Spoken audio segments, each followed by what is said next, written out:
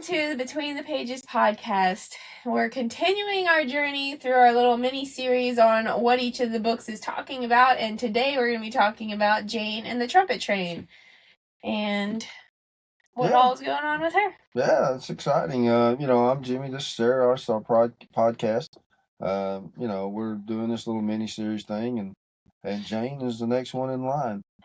With Jane, it completes the first The five five books. C's, yeah. So and it's interesting when you're writing books. You go like you had Jake and Abel, male characters, and then you had transition over to Pat, and then Silly Millie with Lily and and then Jane. So you're in female character mode. And so after this one was when I did Be Free because I just needed a break from that. We'll be talking about Be Free next. But then I went right back to female mode with Jemima Jope, and it's kind of different.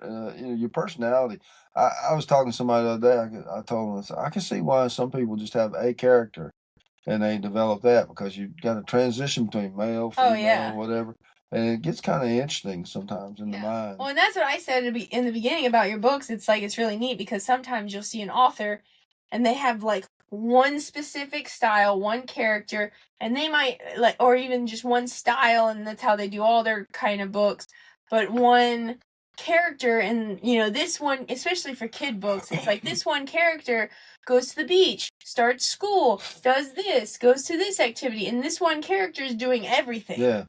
And they're in all the books all of the time. I mean, and that's just Curious George, Biscuit, all the different Franklin. There's all the different ones, and they just go through with that one character. Whereas, and then even they might have like another series. That author might have another series, but they have one other character, and that one new character is all of those books. And that's what's cool about these is it's like. They're all kind of connected. Like even Jane is the daughter to Johnny JG, which is Johnny and Tara. And Jane's the daughter, and so if you look throughout the books, there's little connections, but it's not one character going through all of these different activities. Yeah. Which I think's really cool. I don't know about other people. Well, and that we talked about it in the past. When you're working on future books, you can leverage tie things in. Things from past books. We were just doing Silly Millie, and I was like, oh man, look at that. I forgot in the beginning, there's the security blanket, and it has Jody, the little bumblebee, which is Be Free. From Be Free. Yeah, and the little lighthouse scene in there, the lighthouse winds up being in another book. And so there's lots of, things that go from in and out of the other books. Silly Millie, that's when we first introduced the flag. And so the flag shows up in other books and stuff. And so, it's that kind of thing. But, with Jane, the thing that was always good about Jane to me was she's a class act. Yeah. I mean, she's, unlike some of the other characters that start out like, with a bit of problem or this or that, and it's kind of a mystery. From the beginning what you're getting with Jane. She's like, she starts off where which also she was raised by Johnny and Kira. Yeah, so she's already got, a good foundation. Yeah, her parents reared her well. And she had a lot of good experiences with them that carried over into adulthood. Yeah, so, but I guess the thing about Jane is, and the underlying theme is, when Jane's in her prayer room, to me, she's not focused on Jane. She's focused on everything else. Everything else other than Jane. She's not praying. This is the prayer room, isn't it? Yeah. Yeah. She gets up early in the morning, goes and prays. And the thing is that's what Jesus did. Yeah. And, he got up early, that was his custom, and he would go pray. And, I don't know, as a Christian, I mean, is that something you do? I have Greg. He wakes me up, like this morning, woke me up 4 o'clock. So, okay, Greg, I'm awake. What do you want? And basically, usually, with 8 inches of snow outside and, 4 degrees, he's not too excited about going out, but he wants me to feed him and give him fresh water and that kind of stuff. So I feed him. Well, then after you do all that, you don't just fall back asleep. So you lay there and you meditate a little bit. And, I actually thought about one of the books I was writing that I've been working on. this morning at 4:00 in the morning. I thought, okay, and I came down and I caught some of those thoughts and jotted them down. But yeah, Jane she's focused on everyone else other than herself. And that is the basic takeaway of the book. There's a whole lot of other things going on in there, but there's a whole lot of other things going on. Well, there's there's the 10 instructions, which are basically each one of those is. Jane's the one that it's like, oh, Jake's a cool book. Oh man, Abel's got this going on. Oh man, Fat Cat, they're just, it's silly Millie. And there's Jane, and it's like, you could spend a year on this book. It's like going through all the different things. Yeah, there's the keys of David, and then there's a Psalm 23 aspect of it. And then even the old people on the platform, they're the characters from Rosie Rosie. Yeah. So that's the link there. So there's a lot of interdependency between. Even just in the prayer room. That's what I'm saying. Like, not even just all the intertwinings from the different books. There's all the cups. The bowls, yeah. The bowls, but even just the prayer room, all of the different images. I mean, even the pride of life is what it says. Yeah, the pride of life. That's she's praying for, oh, Creator God, bring revival to the lost. But it's like, it's so many different things. The Millstone Middle and Elementary School, which is, the whole people, they're just messing with kids and everything. And it's just all of the different things throughout the whole book. There's so many moments. Yeah. And that's the thing. It's like that, it's in the Bible, but seeing it outside of the Bible is also neat. Right. And so that's the other thing about each one of the books is, at some point, some type of theme, biblical teaching presents itself. Well, in Jane, there's multiple themes. Oh, yeah. So like you say, it's not, our grandchildren, they just like the pictures, and we talk about some of the words, and as they get older, I'm sure it'll make more sense. But our older grandchildren, they actually like the book too. For different reasons. And so, I guess it's one of those you have to think about. Well, yeah, because when you have grandchildren that are like 12 and 13 and all the way down to 18 months, it's like, because I think Lillian is the youngest one. Currently. Yeah. Because she is. Grace was born in March and Lillian was born in June. So Lillian's the youngest right now. Yeah.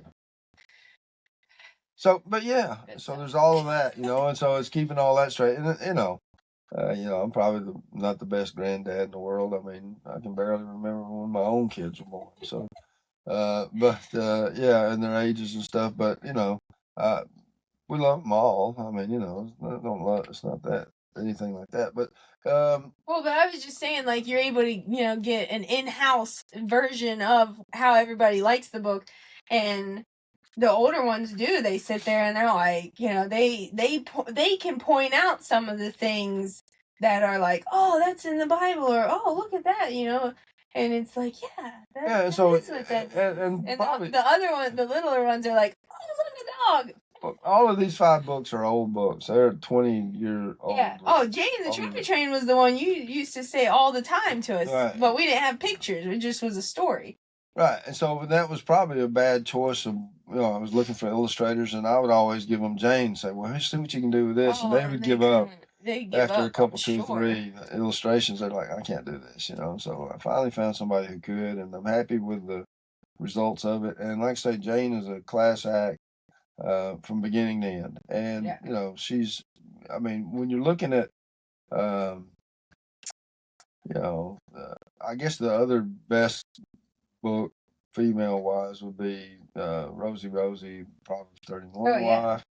But that's like the female book. I mean, other than Jane, she's pretty. She's so pretty. So when you write, you're a guy and you're writing a book and you're trying to incorporate female attributes and that kind of stuff. And well, that's difficult to do sometimes. You go and talk to quality assurance. You go find some females and you ask them, right? So, yeah. So, with Jane, I mean, like you say, it was the culmination of the 5 books. It was a labor of love. Yeah. How long did Jane take? It took a while. Oh, It was that's like what I was 18 months, yeah. I think, or so. Yeah, it took a while. Cause and not with, there was delays. Because some of the books took longer because there was some meaningless delay that happened. Yeah, like what this happened one was actually like work. Well, what happened with Molly Overcame recently is they used the wrong illustrations. Yeah. And so I had to send it back to design, start over. And the same thing with like Abel. Yeah, and same thing Jemima Jope, I think. Yeah, Abel had the same problem, except it was like some of them were the right illustrations and some of them were the wrong illustrations. And so it wasn't like an actual detailed, okay, we're thinking this over, we're working on it, we're making sure this matches up and stuff. Whereas Jane was. It was actual dedicated 18 months of work. Yeah, so when you go have to send something back, and because it's not the correct stuff, well, that's just a month lost, or a month and a half, 2 months lost time, so it just delays. Not to mention if there's a holiday in there. But so Jane, like I say, I mean, she's a special character. She's a class act, and there's a lot of themes running through the book, that are whatever, and so you got to think about the age appropriateness of the book. And like I say, the younger grandchildren, they just like the pictures, But as you get up in age, there's the instructions, there's the keys of David, and they're all in there, but we cover them in the author insights in greater detail. We actually break them out and show you what they are, because some people don't have the time to go look these up and see. They're new to Christianity or whatever. They don't know. Well, and even, there's so much to learn. Some things just, like we said, like Proverbs. You read through Proverbs when you're 20 and you have an understanding of it. And then you read through Proverbs at 25 and you have a totally different understanding of it. You read through Proverbs at 30 and you have a totally different understanding of it. You read through Proverbs in your 60s and it's like, wow, this is totally different meaning, So I wish I'd read this when I was younger. Yeah. Well, you did, but you didn't comprehend what you comprehend it different. So some of the author insights is almost like a little cheat code to what's going on. Yeah. And so that's the whole thing. So the author insights covers, a lot of the instructions and what's going on and everything's associated with the book. But in general, the book is just a good read. It takes you from, Jane, basically winds up, she's a good and faithful servant, and she does the things that are necessary, and that's what you want.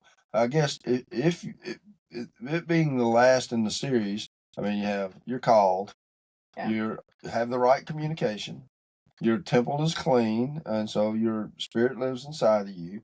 You're running your race, and then you're at the end. It's time to go, and commune with Messiah for eternity. Yep. And so that's the gist of the first 5 books.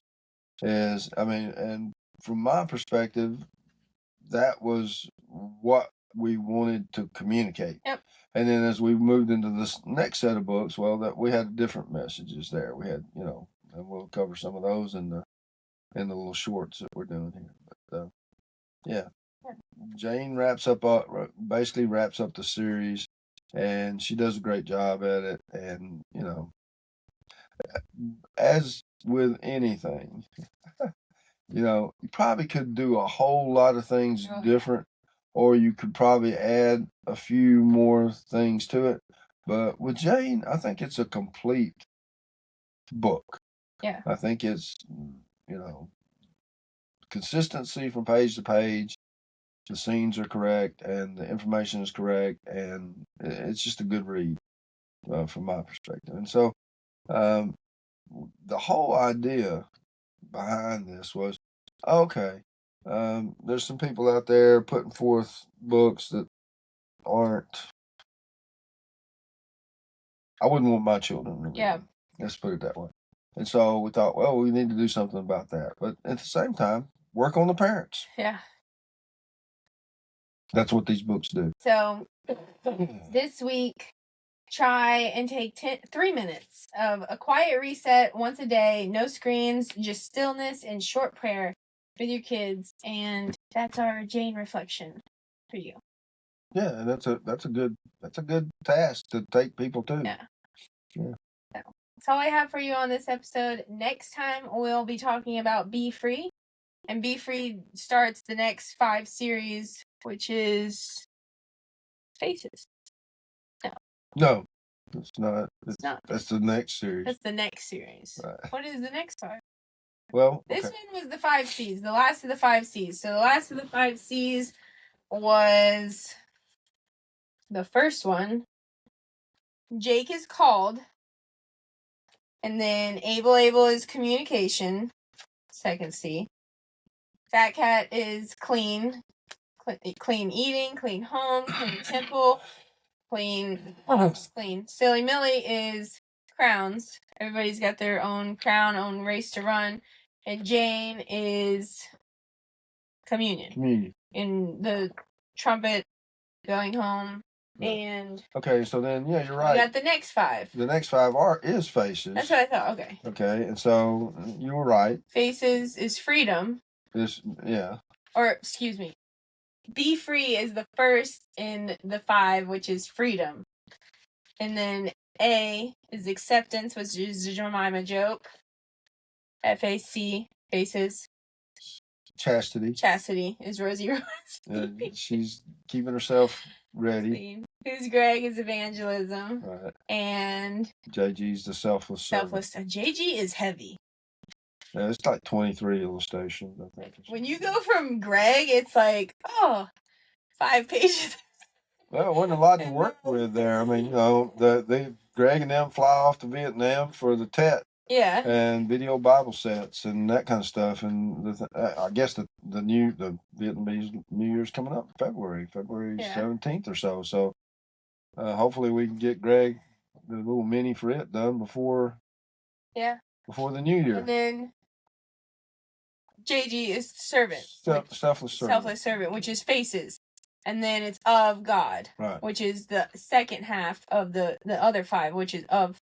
Do you remember what that is? Yeah, but we only have written like 3 of them. Oh, okay. And because we got it kind of going doing these. We started doing Living Waters. We started doing Living Waters, so we got Grace is one of them. I know. It was the G part. One day you guys will be watching these podcasts and you'll hear him not say that anymore because I'll actually have it finished. Well, I mean, I think sometimes you just have to go, okay, it's good enough, and then if you need to make changes, make them. But if you keep waiting for it to be perfect. I'm not waiting for it to be perfect. I'm just working on it. Okay. It'll be all right. It'll be okay. It'll be okay, Grandpa. It'll be all right. Yeah. I hear that a lot.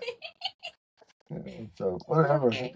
Doesn't matter to me. In the next episode, we'll be talking about Be Free. So, join us next time on this mini shorts of the Between the Pages podcast. Yep. Like, subscribe, follow for more. Thank you. Yep.